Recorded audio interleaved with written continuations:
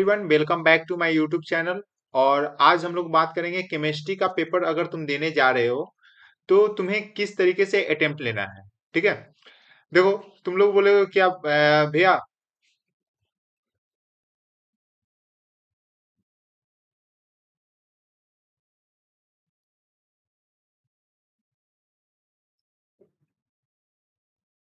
Hello everyone, welcome back to my YouTube channel.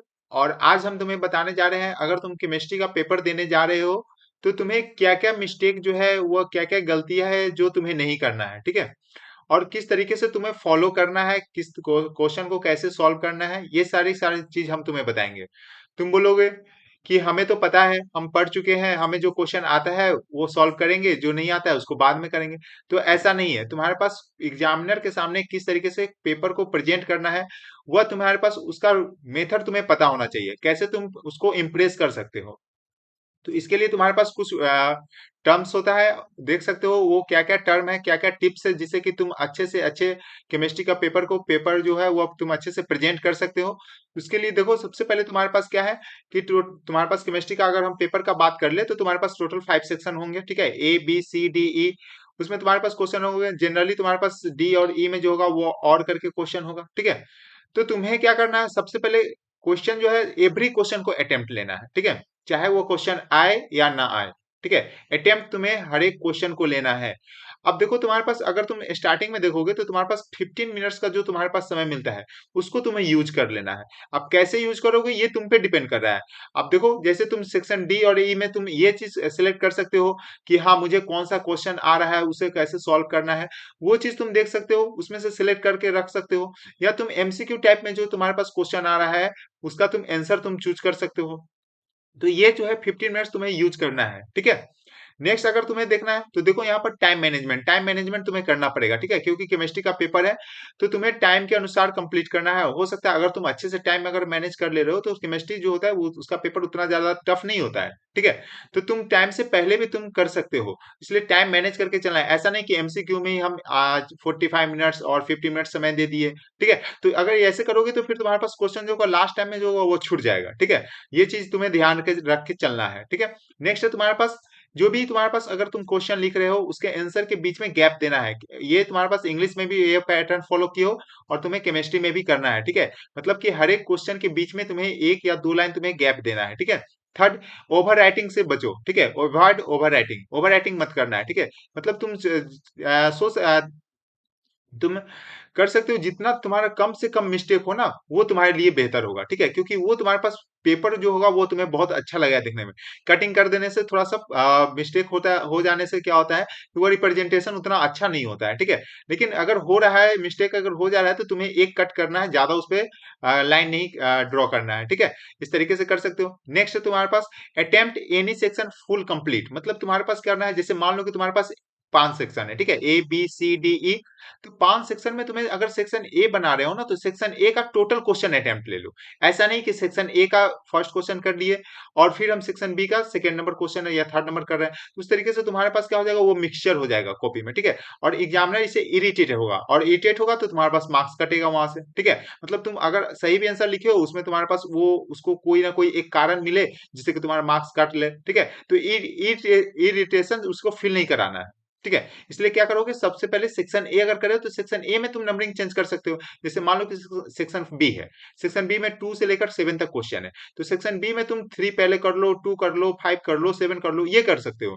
लेकिन ऐसा नहीं कि सेक्शन ए किए और सेक्शन ए में कुछ क्वेश्चन है वो किए और सेक्शन बी का कुछ किए फिर सेक्शन ए में चलेगा, इस तरीके से नहीं करना। ठीक है। मतलब तुम्हें कोई भी सेक्शन करना है तो उसको पूरा कंप्लीट तुम अटेम्प्ट लो। ठीक है। नेक्स्ट है तुम्हारे पास क्वेश्चन जो होगा वो बहुत सारे तरीके का आ सकता है, ग्राफ बेस्ड आ सकता है, न्यूमेरिकल आ सकता है। ठीक है, डिफरेंसेस आ सकता है। तो सबसे पहले सुन लो, ग्राफ अगर क्वेश्चन आ रहा है तो ग्राफ को तुम्हें पेंसिल से ही बनाना है, पेन यूज मत करना। ठीक है। मतलब प्रॉपर स्केल से ड्रॉ करना है, पेंसिल शार्पनर इरेजर जो भी रखना है उसको रख के अच्छे से ग्राफ ड्रॉ करना है। ठीक है, पेन यूज मत करना। ठीक है। और रनिंग लाइन ड्रॉ मत कर लेना, ठीक है। मतलब रूलर रखना वहां से और स्केल से ही ड्रॉ करना, ठीक है। नेक्स्ट है तुम्हारे पास डिफरेंस। डिफरेंस जब भी तुम्हारे पास क्वेश्चन आता है ना, तो डिफरेंस को तुम पॉइंट वाइज लिखो, ठीक है। बुलेट पॉइंट जिसको बोलते हैं, पॉइंट वाइज लिखो।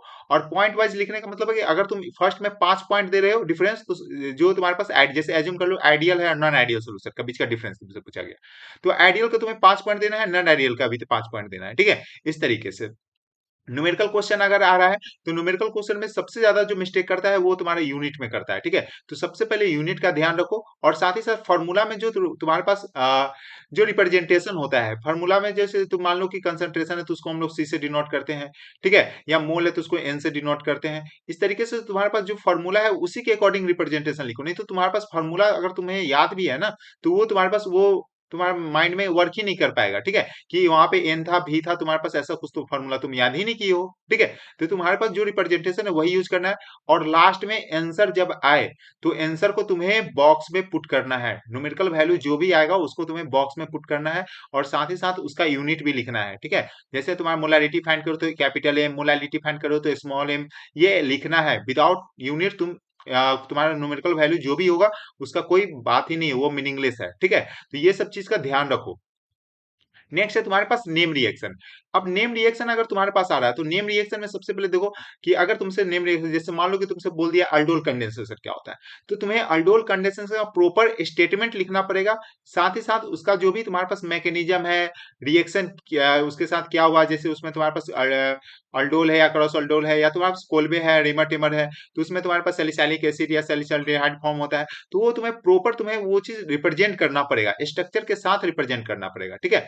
नेक्स्ट है तुम्हारे पास कन्वर्जन। अब कन्वर्जन में तुम्हारे पास जैसे एज्यूम कर लो क्वेश्चन आ गया, ठीक है। जैसे मान लो कि तुम्हें ब्यूटाइल क्लोराइड है, उसे तुम्हें ब्यूटीन बनाना है, ठीक है, ये क्वेश्चन आ गया। तो तुम्हें ब्यूटाइल क्लोराइड जब तुम लिखोगे तो उसके नीचे लिखो, ठीक है, ब्यूटाइल क्लोराइड लिखना है।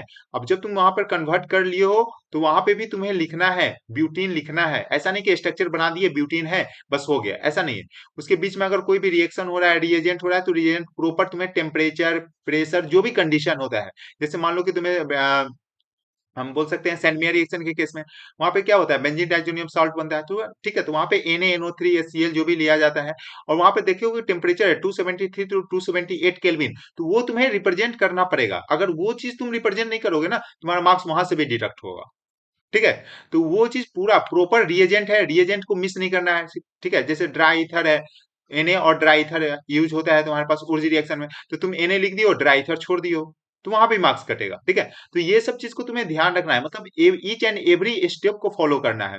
न्यूमेरिकल में अगर हम एक बात कर ले, तो न्यूमेरिकल जैसे मान लो कि तुम्हारे पास क्वेश्चन है, तुम्हें नहीं बन रहा है, ठीक है।